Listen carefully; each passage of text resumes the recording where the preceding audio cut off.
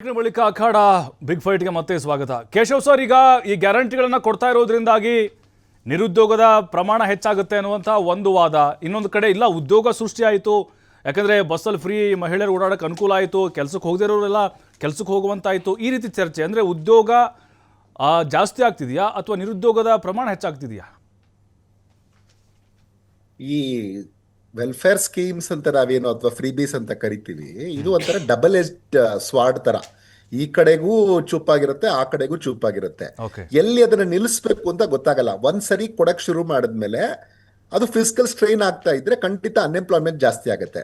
ಇಲ್ಲ ನಾವು ನಿರ್ದಿಷ್ಟವಾಗಿ ಕೊಟ್ರೆ ಏನಾಗುತ್ತೆ, ಅದು ನಮ್ಗೆ ಅದರಿಂದ ಎಂಪ್ಲಾಯ್ಮೆಂಟ್ ಕ್ರಿಯೇಟ್ ಆಗುತ್ತೆ. ಈ ಡಿಪೆಂಡೆನ್ಸಿ ಮೈಂಡ್ ಸೆಟ್ ಆಗ್ಬಾರ್ದು. ನಮ್ಗೆ ಡಿಪೆಂಡೆನ್ಸಿ ಮೈಂಡ್ ಸೆಟ್ ಹಿಂಗ್ ಬರುತ್ತೆ ನೋಡ್ಕೊಳ್ಳಿ.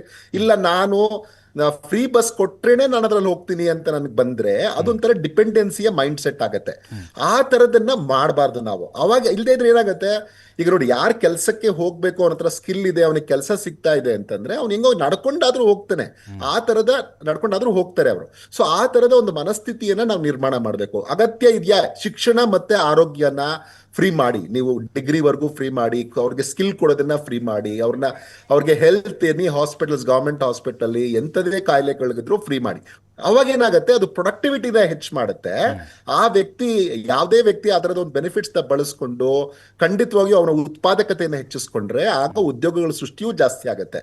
ಇಲ್ಲಾಂದ್ರೆ ಇದು ನೋಡಿ, ಒಂಥರ ಕ್ಯಾಸ್ಕೇಡಿಂಗ್ ಎಫೆಕ್ಟ್ ಹೆಂಗಿರುತ್ತೆ ಅಂತಂದ್ರೆ, ಒಂದು ರಾಜ್ಯದಲ್ಲಿ ಕೊಡುವಂತ ಫ್ರೀ ಇನ್ನೊಂದು ರಾಜ್ಯದವರು ಅವರು ಅನ್ಕೊಂತಾರೆ ನಾನು ಕೊಡ್ಬೇಕು ಅಂತ. ಆಮೇಲೆ ಒಂದು ರಾಜ್ಯದಲ್ಲಿ ಯಶಸ್ವಿ ಆಯ್ತು ಅಂತ ಏನಾದ್ರು ನಾವು ಅನ್ಕೊಂಡ್ರೆ ಅದಕ್ಕಿಂತ ಹೆಚ್ಚಿಗೆ ಕೊಡ್ಬೇಕಾಗತ್ತೆ ಇನ್ನೊಂದ್ಸರಿ ಎಲೆಕ್ಷನ್ಗೆ ನೀವು ಹೋದ್ರೆ.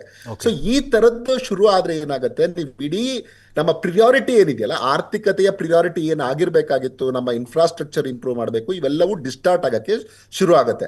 ಕೆಲವು ಸರಿ ಇದರಿಂದ ಈವನ್ ಎನ್ವಿರಾನ್ಮೆಂಟಲ್ ಕಾನ್ಸಿಕ್ವೆನ್ಸಸ್ ಕೂಡ ಆಗುತ್ತೆ. ಅಂದ್ರೆ ನಿಮ್ಗೆ ನಮ್ಮ ಪರಿಸರದ ಮೇಲೆ ಕೂಡ. ಈಗ ನೋಡಿ, ಪಂಜಾಬ್ ಮತ್ತೆ ಹರಿಯಾಣದಲ್ಲಿ ಯಾವಾಗ ವಿದ್ಯುತ್ ಫ್ರೀ ಅಂತ ಮಾಡಕ್ ಶುರು ಮಾಡಿದ್ರೆ ಅವಾಗ ಮತ್ತೆ ಮೊದಲೇ ಅಲ್ಲಿ ಗ್ರೌಂಡ್ ವಾಟರ್ ಎಕ್ಸ್ಪ್ಲಾಯ್ಟೇಷನ್ ಜಾಸ್ತಿ ಆಗ್ತಾ ಇತ್ತು. ಅದು ಇನ್ನೂ ಜಾಸ್ತಿ ಆಗಕ್ಕೆ ಶುರು ಆಯ್ತು. ಯಾಕಂದ್ರೆ ನಾವಿನ್ನೇನು ಕಟ್ಟದೇ ಬೇಕಾಗಿಲ್ಲ ಅನ್ನುವಂಥ ಮನಸ್ಥಿತಿ ಬಂದಾಗ ಇರ್ಲಿ, ಓಡ್ಲಿ, ಅದು ಎಷ್ಟು ಬರುತ್ತೆ ಅಷ್ಟು ಓಡ್ತಾ ಇರ್ಲಿ ಅನ್ನುವಂಥದ್ದು.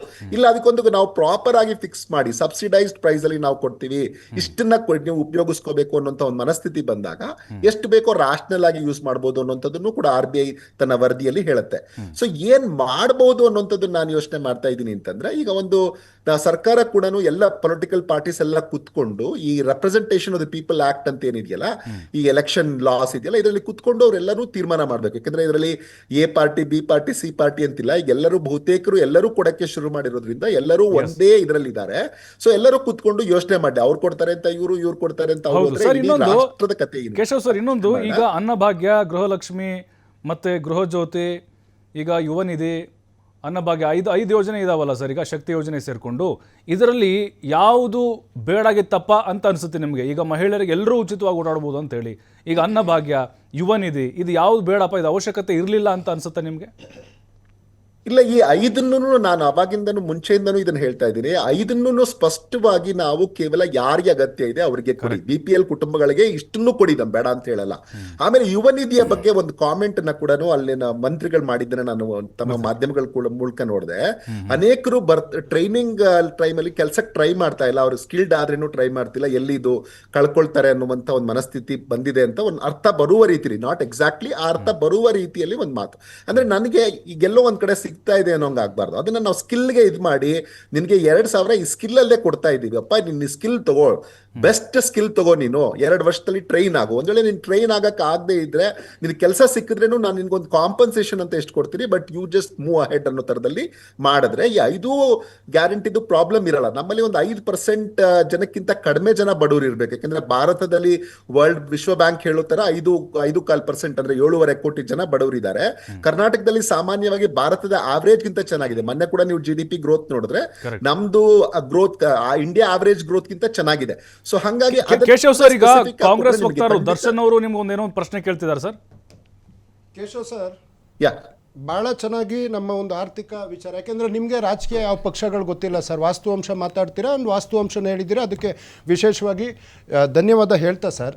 ಈಗ ನಮ್ಮದು ನೀವು ಹೇಳಿದಾಗೆ ಆರ್ಥಿಕವಾಗಿ ನಮ್ಮದು ಸದೃಢ, ಇರೆಸ್ಪೆಕ್ಟ್ ಆಫ್ ಎನಿ ಪಾರ್ಟಿಗಳು ಬದಲಾಗ್ತಾ ಇರ್ಬೋದು ಸರ್, ಬೇರೆ ಬೇರೆ ಯಾರಾದರೂ ಬರ್ತಾ ಇರ್ಬೋದು, ಆದರೆ ಕರ್ನಾಟಕದ ಆರ್ಥಿಕ ಪರಿಸ್ಥಿತಿ ಕುಸಿಯೋದಕ್ಕೆ ಸಾಧ್ಯ ಇಲ್ಲ. ನಾವು ರಾಜಕೀಯ ಸೈಡಿಗೆ ಇಟ್ಬಿಡೋಣ.